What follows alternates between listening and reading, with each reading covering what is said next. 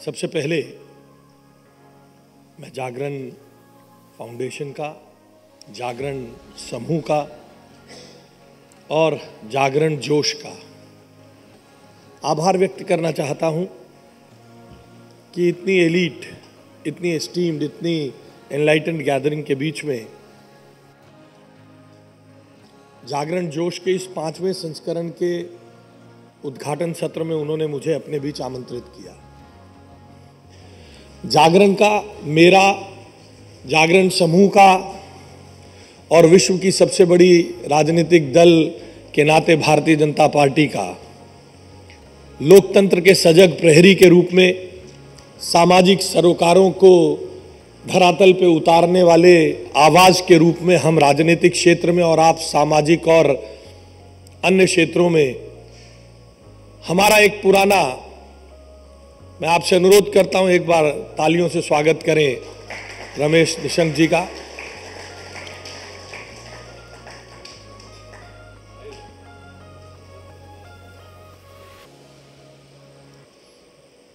हमारा और जागरण समूह का एक लंबा संबंध है, परस्पर विश्वास का, परस्पर सम्मान का। इस नाते से भी मैं अपने आप को गौरवान्वित महसूस करता हूं कि उस रिश्ते को आगे बढ़ाने के लिए जहां निशंक जी जैसे मेरी पार्टी के वरिष्ठ पुरोधा हैं, वहां 27 साल बाद आप सबके सहयोग से नरेंद्र मोदी जी के विजन को अपनाते हुए दिल्ली में आई हुई पहली 27 वर्ष बाद की पहली सरकार के शिक्षा मंत्री के रूप में मुझे आपके बीच आने का सौभाग्य प्राप्त हुआ। जागरण जोश के इस 5वें संस्करण में लगभग 15 वर्षों से जागरण जोश को अखबार में हम देखते आए हैं। टीवी के आने के बाद, टीवी के विज्ञापन के दौर के बाद दौर आया इंटरनेट का। बहुत सारे लोग अपनी रेलेवेंस खोते चले गए। बहुत सारी संस्थाएं, बहुत सारे इंस्टीट्यूशंस ने अपनी रेलेवेंस को खो दिया, मगर जागरण समूह ने और विशेषकर जागरण जोश ने एजुकेशन के फील्ड में अपने आप को जिस तरह से बदलते समय के साथ री इन्वेंट करके लोगों की जरूरत को पूरा करते हुए लोगों के लिए एक अहम इंस्ट्रूमेंट बनने का काम किया है, वो सच में सराहनीय है। मैं दिल्ली विश्वविद्यालय छात्र संघ का अध्यक्ष था।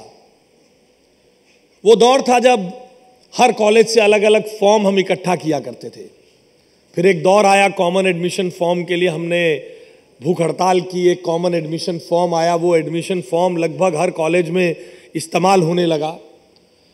पिछले साल की कट ऑफ की लिस्ट आने लगी, उस लिस्ट को छापकर बांटा जाने लगा, मगर एडमिशन प्रोसेस बदलता चला गया। दिल्ली विश्वविद्यालय में बीए बीकॉम करने के बाद के अलावा भी धीरे धीरे और एवेन्यूज खुलते चले गए और इतने सारे एवेन्यूज खुल गए जिसका एक साधारण परिवार के पास तो जानकारी नहीं थी। मगर आप सब जानते हैं, जो जानकारी अगर आप शिक्षा से जुड़े हुए ना होते तो आपके समकक्ष परिवारों के पास, बुजुर्गों के पास, माता पिता के पास जो जानकारी नहीं होती, वो जानकारी बच्चों के पास रहती है। और वो बच्चों को इक्विप करने का काम जागरण जोश जैसे एंडेवर्स ने किया है। जागरण जोश जैसे लोगों ने उन माता पिता को भी अपडेट करने का काम किया है जो अपने बच्चों के लिए भविष्य के नए एवेन्यूज को तलाशने का काम करते हैं, ढूंढते रहते हैं, क्योंकि हर व्यक्ति का जीवन का सपना होता है। ये एक ऐसा साइके है जिसके साथ कुछ सरकारों ने खिलवाड़ भी किया, मगर ये सत्य है। आपको, मुझे जीवन में सबसे बड़ी एस्पिरेशंस यही रहती है कि जो मुझे नहीं मिला, जो परेशानी मैंने झेली, वो मेरी अगली पीढ़ी को नहीं झेलनी है। ये एक ऐसा साइके है। मोटिवेशनल स्पीकर्स कहते हैं कि अगर आप किसी को बुलाकर पूछें कि तुझे अगर 20 साल पुराने चक्र में डाल दें, तुझे तेरी उम्र 20 साल कम हो जाए, टाइम मशीन में 20 साल 25 साल पीछे डालकर खड़ा कर दे, तो क्या करोगे? तो कहा जाता है कि 90-95% लोगों का जवाब होता है कि अब की बार मैं अच्छे से पढ़ाई करूंगा, अब की बार जो गलती पिछली बार कर दी थी पढ़ाई में वो नहीं करूंगा। मगर वक्त वो मौका देता नहीं, तो लोग उसे अपनी अगली पीढ़ी में अपने आईने की तरह देखने की कोशिश करते हैं। इस साइके को कुछ सरकारों ने, दिल्ली में और आसपास के क्षेत्रों में कुछ सरकारों ने एक्सप्लॉइट करने का काम किया, और जागरण जोश और जागरण समूह और इन जैसे कई लोगों ने इसके संबंध में अच्छा बेहतरीन काम किया है। मैं आप लोगों को शुभेच्छाएं देता हूं, बहुत बहुत शुभकामनाएं देता हूं। इस अच्छे काम को आप लोग जारी रखें। मैं एक लाइन कहकर अपनी बात को और स्पष्ट करना चाहता हूं। जरूरी नहीं रोशनी चिरागों से ही हो, जरूरी नहीं रोशनी चिरागों से ही हो, शिक्षा से भी घर रोशन होते हैं। जैसा मैंने कहा, शिक्षा वो ख्वाहिश है जो परिवारों को पंख देता है, बच्चों को पंख देता है। मगर मेरे विचार से सही शिक्षा केवल रटने का काम, केवल आप किसी को you make them cram everything, उससे नहीं है। शिक्षा वो है जो उस युवा की जिज्ञासा को शांत करे, उसे आत्मावलोकन, उसे आत्मचिंतन के लिए प्रेरित करे, उसे अपनी क्षमता को पहचानने का अवसर दे, उसे अपनी क्षमता को विस्तार देने का अवसर दे, अपनी क्षमता को आगे बढ़ाकर समाज के लिए उपयोगी अस्त्र बनने का अवसर दे। ये मेरे समझ से शिक्षा का सही पैरामीटर है। इस मंच का इस्तेमाल दिल्ली की सरकार के फ्यूचर कार्यक्रमों के साथ साथ दिल्ली की सरकार की ओर से आपको आह्वान करने के लिए किया है।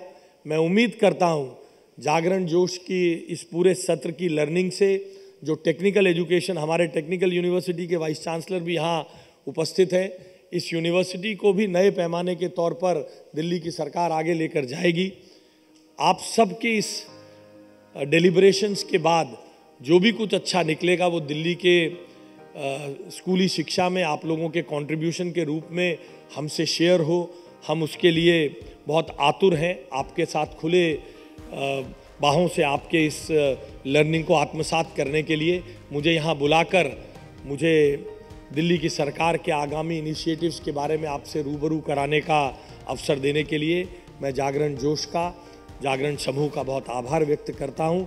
और आप सब यहाँ जो उपस्थित महानुभाव हैं उनका भी आभार व्यक्त करता हूँ कि आपने मुझे धैर्यपूर्वक सुना। यहाँ देश के शिक्षा मंत्री, पूर्व मुख्यमंत्री उत्तराखंड निशंक जी उपस्थित हैं। उनकी उपस्थिति में बोलना तो अपने आप में, वो तो देश के शिक्षा मंत्री हैं, उन्होंने पूरा टेन्योर देश की शिक्षा नीति को बनाने में भी लगाया है। अब उनके सामने शिक्षा पे बोलना जैसे तैसे मैंने कुछ बोल दिया जी, कभी कागज़ देखा, कभी निशंक जी को देखा, तो निशंक जी ने कहा ये मुझे देख रहा, इन्होंने नज़रें इधर उधर की, ये भी जानते हैं कि छोटा भाई या कॉन्शियस ना हो जाए। तो हमने सब कुछ जो हम आगे करने वाले हैं आप लोगों की लर्निंग के हिसाब से मैंने आपके समक्ष रखा है। मैं आप सबका बहुत आभारी हूँ। जागरण समूह का बहुत बहुत धन्यवाद। नमस्कार।